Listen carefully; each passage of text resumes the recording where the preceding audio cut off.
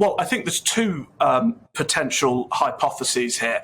Firstly, is that very often in elections, you get this bunker mentality where, even if it's plainly obvious to everyone outside the bunker that you're heading for defeat, people inside it, their judgment is very clouded. They've spent all their hours looking at attack lines and, data that they're being fed, and they may genuinely think that there's all to play for. I don't think that's entirely realistic now, even though it may have been a week or so ago. But it's very interesting, of course, that not only is Rishi playing this game, but other senior backers of his are playing it too. And you've got people like Dominic Raab, who are writing blistering op-eds attacking Liz Truss, who have all but, as you say, kamikazed their chances of remaining in a ministerial post.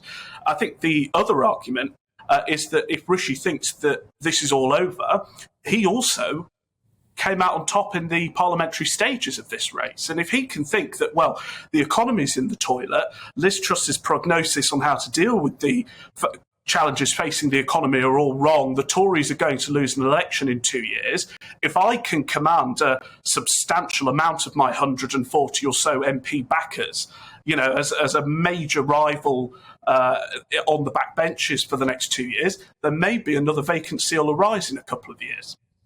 That's a really interesting thought, and I think probably it's the one that to me makes the most sense, that Rishi Sunak isn't about to give up his job as an MP anytime soon, despite some of the rumours. What he might want to do is sort of sit in an almost Borisian position on the backbenches, as Boris Johnson did after resigning as Foreign Secretary, sitting on those backbenches for the best part of 2 years, and then swooping into the job later. It's a remarkable potential strategy. And is it one that potentially might brew more danger for Liz Truss, having such an enemy sitting right behind her on those green benches?